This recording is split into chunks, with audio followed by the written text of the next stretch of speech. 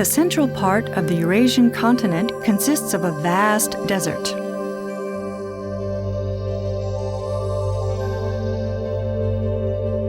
From a long time ago, this area formed an important transportation link between the East and the West.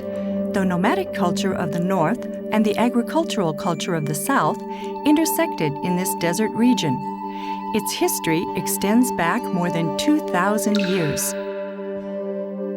Although the average annual rainfall is only a few millimeters, water is abundant in the many oases where people enjoy a comfortable life. Even today, many people still live around these verdant oases. In recent years, the oasis regions of China have experienced a sudden change in their water resources. This water shortage is creating major problems. Although there was once a lot of water in the lakes, now everything is withering, which seriously affects the lifestyles of the people living nearby.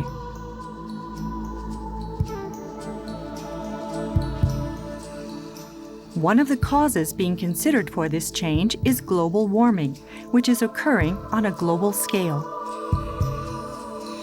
What's more, the lifestyles of the people living in this region are changing. Their excessive use of water, combined with cutting the local forests in the mountains, is said to be another cause of the water shortage. This problem of the change of human lifestyles and the natural environment is a complex relationship. Japan and China have begun a joint research project with researchers from various fields who came together to consider the problem of water in the oasis region.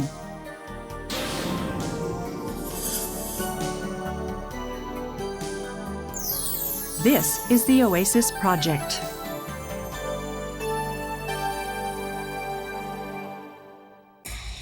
This is the Silk Road that connects the East and the West. It forms the crossroads of culture where important exchanges of imports and exports occur from the North and South on the Central Eurasian continent.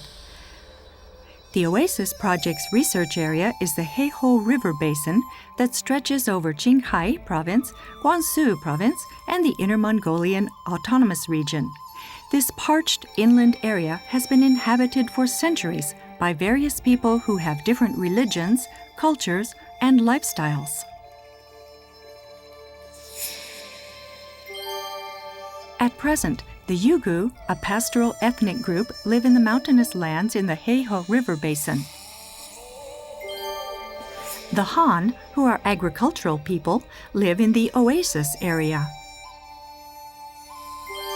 The pastoral Mongols live in the desert region. Human and natural history have existed continuously here for more than 2,000 years. The water in the oasis area, where rain seldom falls, is supplied from a river or groundwater. This water comes from rain and snow in the mountains that collect and are stored as glaciers until the ice melts and the water flows into the rivers. The water in the oases is used for farming or daily life, and finally, the remaining water vaporizes in the strong desert sun.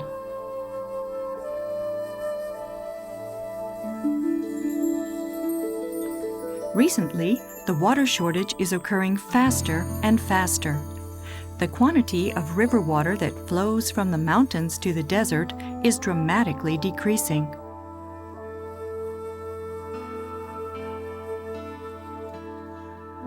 With the depletion of water resources, the wells are drying up as a result of the decrease of the groundwater level. The lakes are disappearing, and the vegetation is declining. The combined effects are destroying the traditional lifestyles of the people who live here and creating serious consequences. The cause of the water shortage and decline of vegetation can be considered a change in nature of a global scale, such as global warming, which is significant in recent years. Like this area, where little rain falls and it is dry, many researchers claim that precipitation decreases could be caused by warming temperatures. This warming influences the glaciers that form the water sources of the oasis area, which in turn triggers a change in the water resources.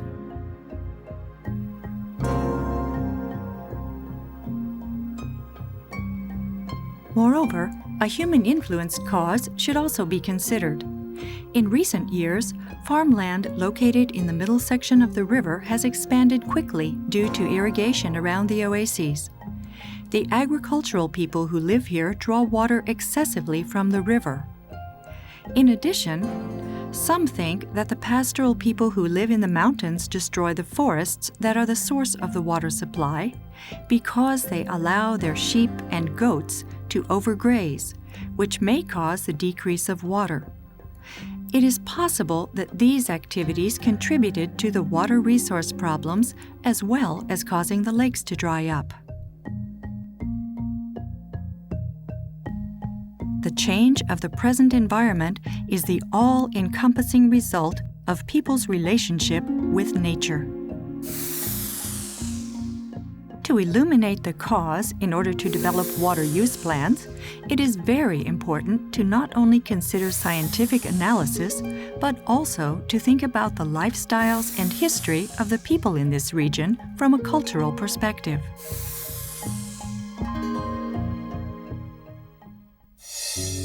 During its 2,000-year history, this area has experienced repeated conflicts among various groups.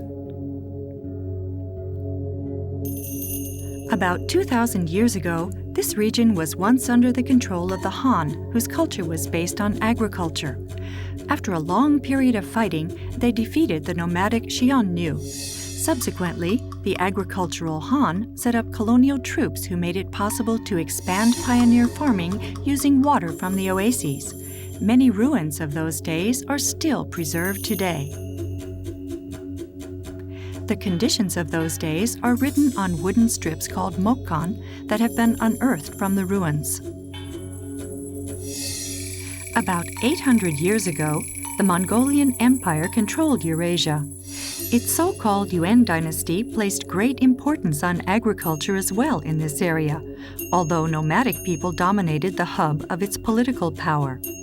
The remains of the irrigation canals and the farmland can be seen around Heicheng City. At Heicheng City, a vast quantity of documents written in various languages, including those with Chinese, Tangut, and Mongolian letters, were unearthed. From these documents, we can understand people's attitudes toward water use in those days.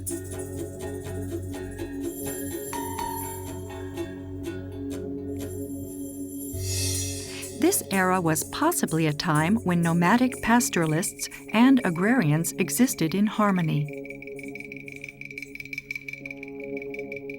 About 300 years ago, this region existed under the rule of the Qing. The Qing dynasty recognized the importance of the weather and agricultural information in this area and made people report accurate data regularly to the central government. A vast quantity of documents are preserved unread in the first historical archives of China in Beijing. From them, we can learn in detail about conditions in those days.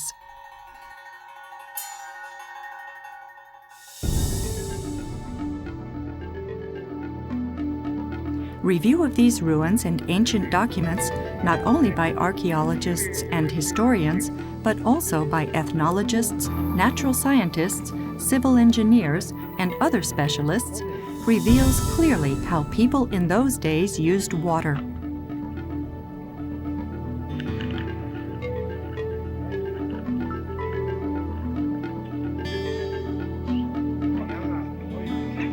Throughout this long history, was there a time when people and water lived together compatibly? The ancient environment can be clarified not only from documents, but also from analysis of various natural samples called proxies. In the high mountains surrounding arid regions, sedimentation samples from snowfields are taken on glaciers at altitudes of 5,000 meters or more.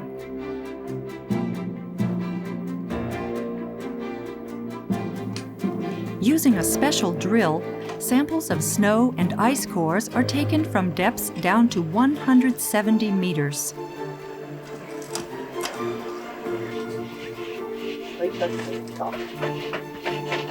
もうちょい水平に下げて頭下げて、はい、オーケーオーケーオーケー。えらい曲がりさっきのが残ってたんださっき。By examining the annual rings of trees, we can also learn details about the former climate. And by taking samples of lake sediment, we can learn about the past environment from the pollen buried in the bottom of the lake, from the remains of organisms, and others. By analyzing these proxies, temperature changes for the past 1,000 years were reconstructed. It shows us that warming started in the 20th century and that from the Yuan era to the Ming era, it had become colder and colder.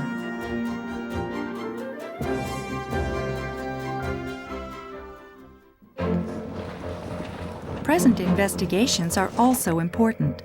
By data collection using interviews and observation, we can clearly see how water circulates through the region and the process of the supply and demand of water, namely the formation of glaciers by precipitation, the discharge of rivers and groundwater that contain snowmelt, and how water for agricultural irrigation is obtained.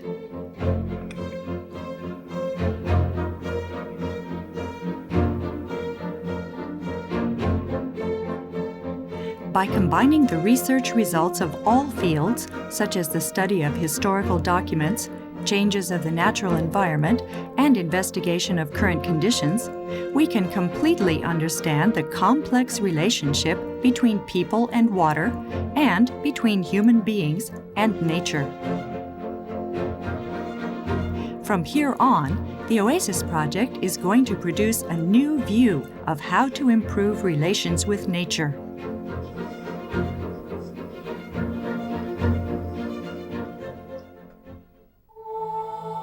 The water cycle of the Oasis region is related not only to that region, but to the environment of the whole Earth. The precipitation in the Oasis region originates in the Atlantic Ocean or the Indian Ocean, where water forms vapor and is carried to the Oasis region, as well as from water that vaporizes nearby. And the dryness of this area causes dust storms that send yellow sand flying over eastern China and even across the sea to Japan.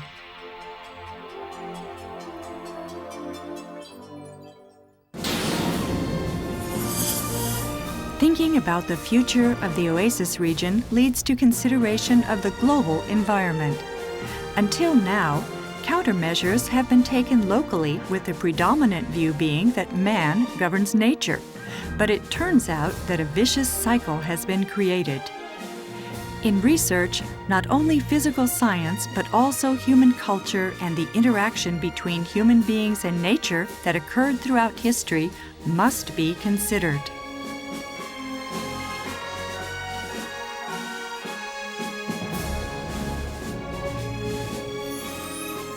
The Oasis Project research will surely produce important clues that may establish a better relationship between humanity and nature.